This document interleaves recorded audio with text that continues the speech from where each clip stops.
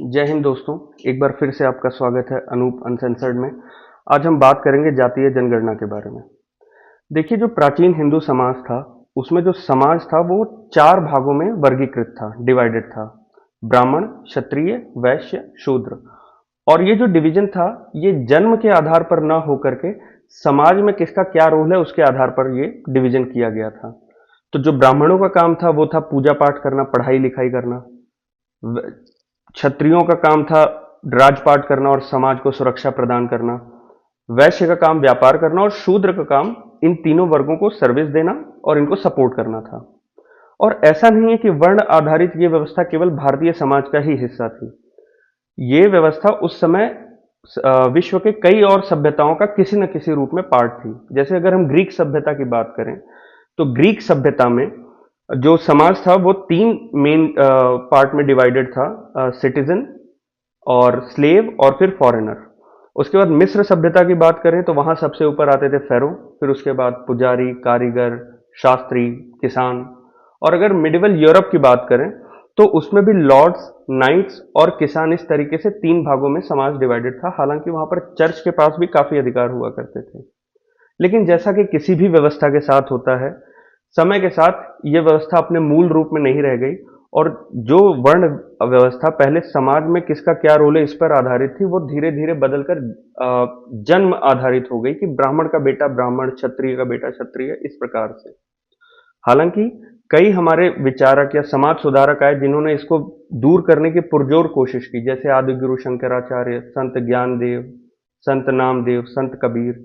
हालांकि जाति आधारित या जन्म आधारित जाति व्यवस्था हमारे भारतीय समाज में इतनी गहरी जड़ें जमा चुका था कि उसे दूर न किया जा सका। उसके बाद फिर भारत में ब्रिटिशर्स आए। उन्होंने जब यहाँ की समाज की संरचना को देखा तो उन्हें जाति आधारित जनगणना की जरूरत महसूस हुई। और इस तरीके से ईयर 1881 में पहली जाति आधारित जनगणना हुई।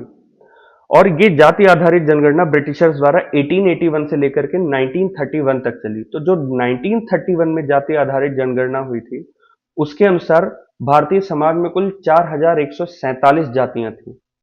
हालांकि 1931 के बाद ब्रिटिशर्स ने जाति आधारित जनगणना को डिसकंटिन्यू कर दिया। इसके पीछे उनका लॉजिक था कि ये प्रोसेस बहुत ही ज्यादा कॉम्प्लेक्स है और ये कहीं ना कहीं सोसाइटी में एक डिसबैलेंस या डिवीजन क्रिएट करता है।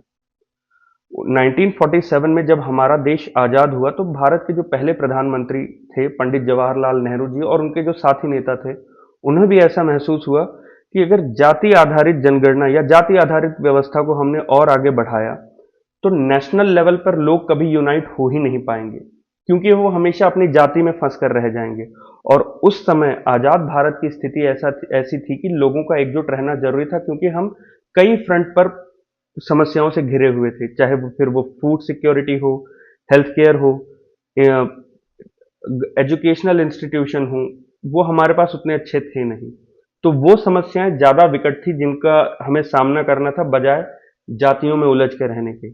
इसलिए आजाद भारत की जो पहली जनगणना हुई 1951 में, उसमें जाति आधारित जनगणना को बंद कर दिया गया।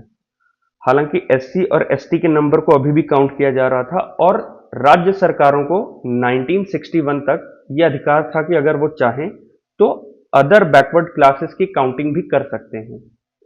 अब सवाल ये खड़ा होता है कि जब 1951 में ही हमें यह पता था कि जाति आधारित जनगणना समाज के लिए ठीक नहीं है, तो अचानक से उसकी मांग क्यों उठ रही है? तो ऐसा नहीं कि ये मांग अचानक से उठने लगी।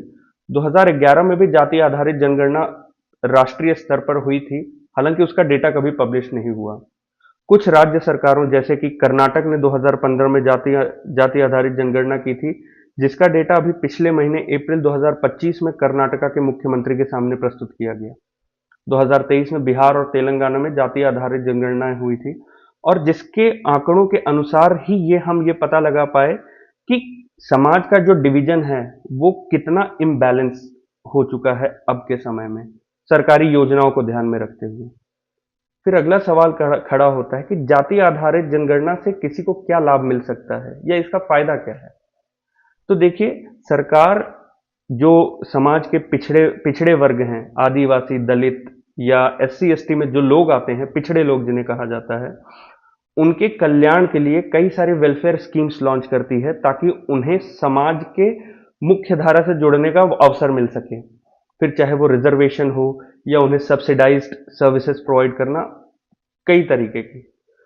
अब ये जो कल्याणकारी योजनाएं, ये जो वेलफेयर स्कीम है, ये उन लोगों तक पहुंच रही हैं कि नहीं जिनके लिए ये एक्चुअल में लॉन्च की गई थी।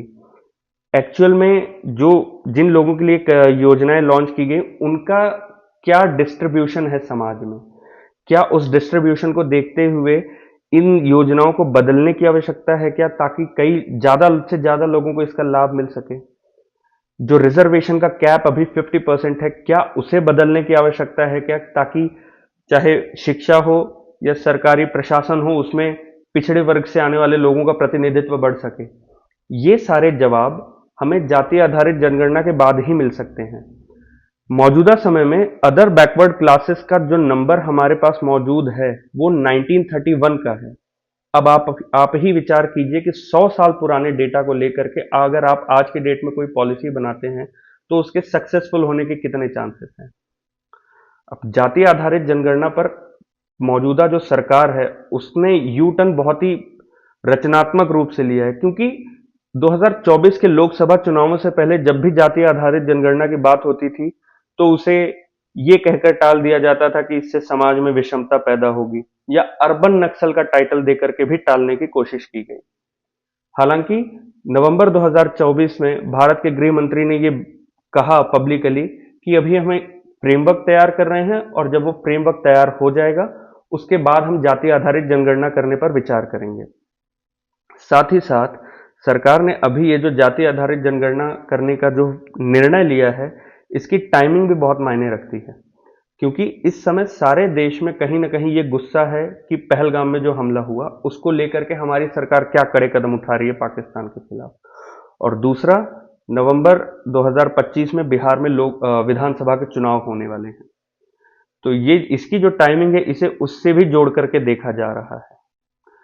अब ये देखने वाली बात होगी कि सरकार जाति आधारित जनगणना कब शुरू करेगी, इसका डेटा कब तक पब्लिश होगा, और ये डेटा पब्लिश होने के बाद इस समय जो कई सारी स्कीम्स हैं या सरकार के जो कई सारे नियम कानून जो भी हैं उनमें किस प्रकार के बदलाव की आवश्यकता है। इसी के साथ अब मैं आपसे विदा लेता हूं। जय हिंद।